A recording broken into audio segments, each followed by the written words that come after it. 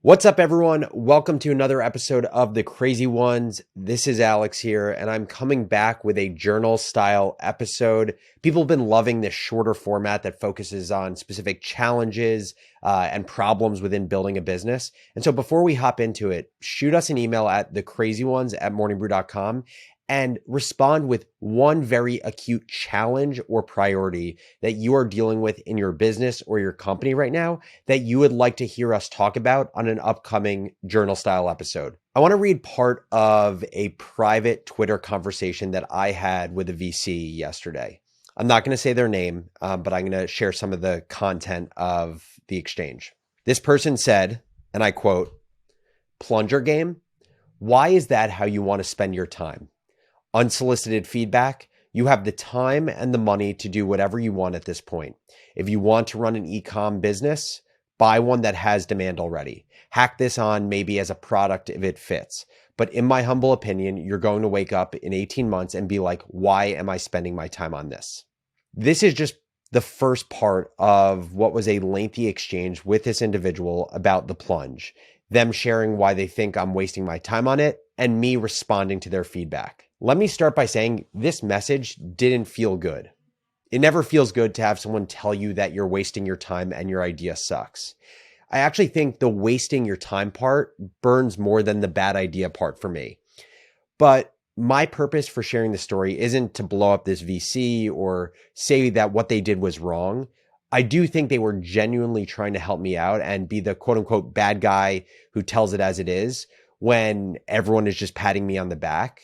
Which, by the way, I think there's value in this because the most annoying thing in the early days of Morning Brew was having family tell Austin and I that the product was perfect and we didn't have to make any changes. But anyway, the purpose of this episode is to share strategies for productively handling the moments where people will inevitably, I guarantee it, shit on your business ideas.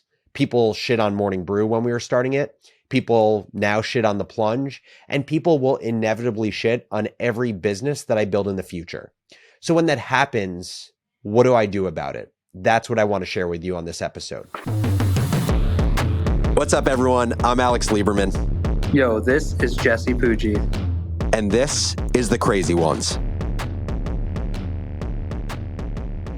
The first thing that I do is acknowledge that the experience of having your idea criticized will be provoking to me, and it will cause me to have heightened emotions. There's nothing wrong with feeling your heart pump faster or anger fill you when someone delivers tough love or harsh feedback. It's a natural defense mechanism that we all have. But having awareness of these feelings and the impact that they can have on you is so incredibly crucial. Your default mode will be to shut down, to get defensive, and to tune out what the other person says. It's how your body protects you from pain. But there's two issues with this response. First, it prevents you from gaining nuggets of wisdom that are hidden in what the person says. Even if you don't agree with 95% of it, why not find the 5% of truth that you can use to improve your chances of success on your business? And second, it prevents you from getting feedback from them in the future because defensiveness creates a lack of psychological safety that makes people less likely to express themselves to you from that point on. So that's the first.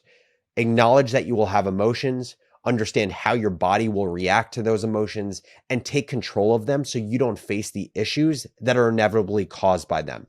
Second thing to do when people shit on your idea is to find the helpful truth.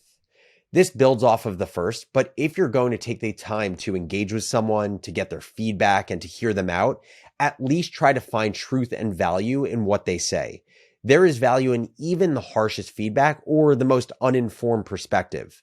I'll just give you an example from this exchange that I had with the VC about the plunge. At one point, after I shared what motivates me and what my values are and why that aligns with building the plunge, this person said, quote, "I just think you're missing one piece. Challenging yourself." While I do feel challenged in several ways right now, including building a physical product, creating a brand through content to market the game I'm building, supporting and training an operator who's going to end up taking over this business, running Facebook ads for the first time because in the early days of Morning Brew, I wasn't the one running our Facebook ads. I took this as a good reminder for me to continue to ask myself, how I am being challenged, and to make sure that I am pushing myself intellectually constantly. This VC also said that they believe it will be, quote, impossible for the business to be profitable due to, quote, demand, price point, shipping costs, and cost of goods sold. Now, while I don't agree, I use that part of our conversation as a reminder that we need to be ruthless about our unit economics and getting our landed cost of this game, meaning the cost of the game landed in the United States from where we manufacture it abroad, getting it low enough that we have more than enough room to account for marketing costs and overhead costs related to the business. So that's lesson number 2. Find valuable truth, no matter how harsh or unreasonable the feedback. Third thing to do when people shit on your idea: help them help you. No one knows your business as well as you. No one has thought about your business as much as you. Feedback or criticism is only as valuable as the person giving it is informed about your business, your goals, your values, and your strategy. When I emailed Mark Cuban about Morning Brew in our first year of business, and he said, quote, "First thing is that it seems like it's like any other business newsletter. What makes it unique to students?" End quote. The most helpful next thing I could have done was to make Mark understand this audience and how they currently consume content and their issues with what's currently out there. Mark isn't in that demographic. He hasn't thought about the problem. How could we expect him to give valuable feedback without having that information? The same thing goes for my conversation with the VC. When this person told me I was wasting time working on the plunge, my first thought was, how does this person know I'm wasting my time without knowing what my values are, what my goals are, and what makes me happy? Without knowing those things, it's impossible to have an informed perspective on how someone is spending their time.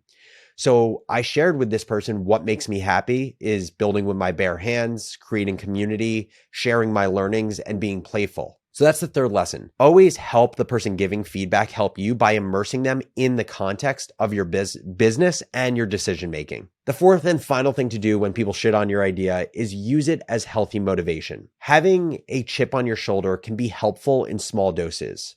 It's a powerful motivator, but if not kept in check, it can be a temporary form of motivation.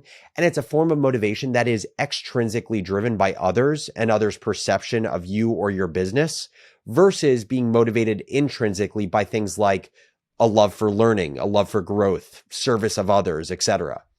Now, I do think we all have some combination of intrinsic and extrinsics that motivate us. So I'm not saying that you shouldn't ever have a chip on your shoulder. I don't think that's realistic. And that convo with the VC about the plunge absolutely put a chip on my shoulder. You just want to make sure you maintain the right mix of short-term and long-term motivation. So you're not serving the motivation, but instead the motivation is serving you.